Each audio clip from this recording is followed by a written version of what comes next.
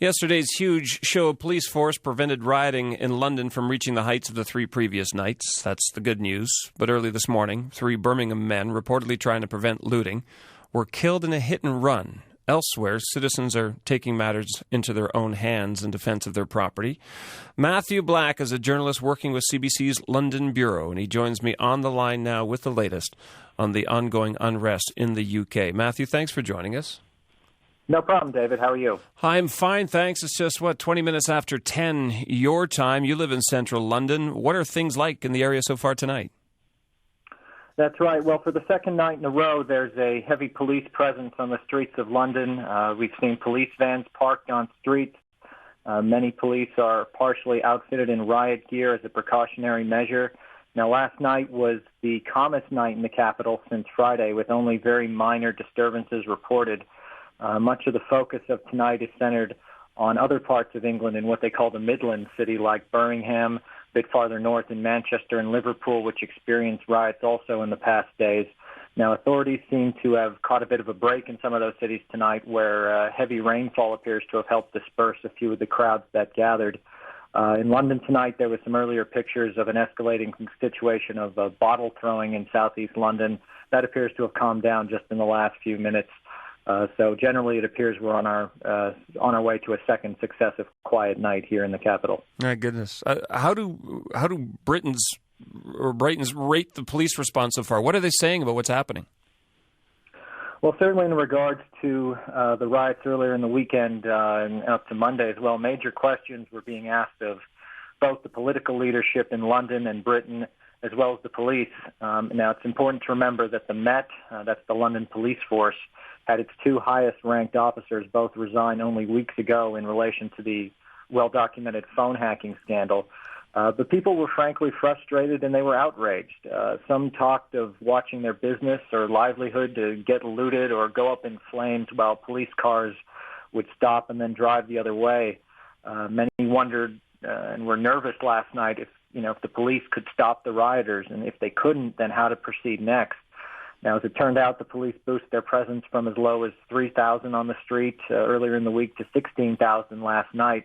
They appear to be having a similar staffing level on the street this evening.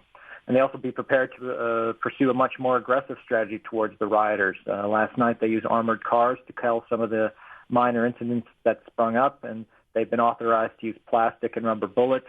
And this morning, the Prime Minister authorized the use of a water cannon on 24 hours' notice. So certainly a noticeable change in strategy from authorities in the past 48 hours. That helps diffuse the riot, and I guess that's the main focus right now. What I'm amazed at is when you see some of the interviews, you hear some of the clips, you read some of the articles, and you hear about the youth, largely youth it seems, involved in the actual looting and the rioting. One clip resonated for me. It was just a young man saying, look, I'll keep doing this every day till I get caught. When I get home, nothing's going to happen to me. And then he went on to say, look, the prisons are overcrowded. What are they going to do? Is that that just struck me as a remarkable statement. Is that a sense? Is there a sense of that in Britain tonight, that the authorities aren't quite sure what to do with these young people who are causing these problems? Well, that might have been the sense, although in a somewhat angry speech this morning, I think the Prime Minister stressed that swift justice was on its way for those who were the rioters, and so far that is what we're seeing. As of this afternoon, there have been 805 arrests in London, over 1,000 nationwide, and as you alluded to, the prison cells in the city are full and need to be cleared with more arrests expected. So courts and judges have been working more or less around the clock 24 hours the last few days to process charges and suspects. This morning we saw some of the first guilty pleas in regards to the riots. It included a 31-year-old man who worked as a teaching assistant at what you and I would call an elementary school. Mm-hmm. The youngest to appear before the court was an 11-year-old boy, as well as a girl in grammar school. And there were others ranging from Army recruits to university students who face various charges from burglary to assaulting a police officer.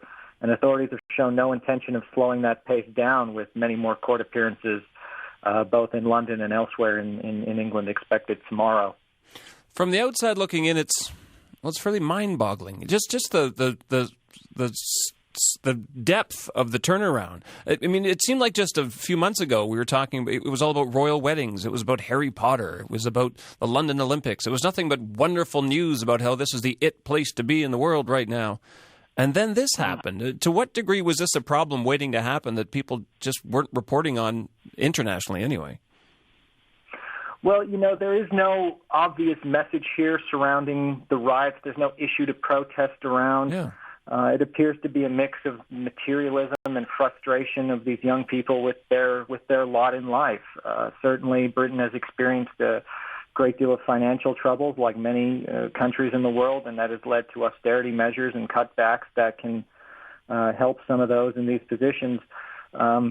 But many I've heard here on the radio and television express frustration at what they see as bleak prospects for their future.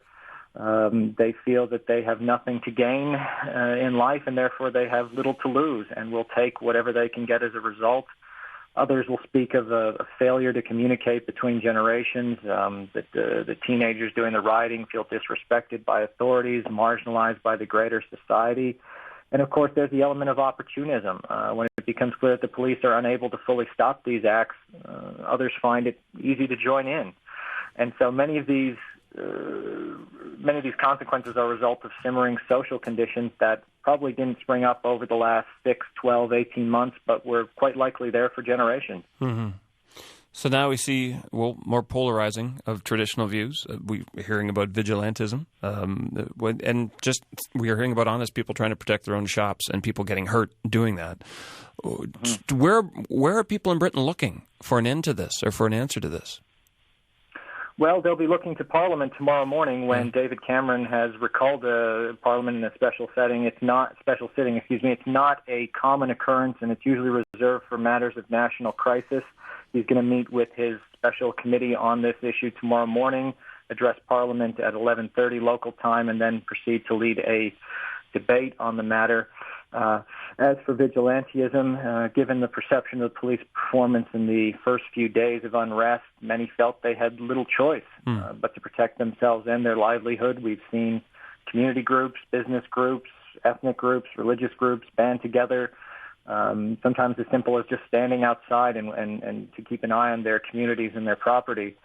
And we've also seen a different kind of vigilantism, and much like in Vancouver after the Stanley Cup riot, we've seen numerous Facebook and Tumblr sites with names like Catch a Looter, where people can upload pictures of riots and rioters, and they can be identified and reported to the police. An amazing summer in London. Look, Matthew, thanks so much for joining us. I really appreciate your insights. Thanks so much. That's Matthew Black. He's a journalist working with the CBC's bureau in London. We reached him at his home in central London.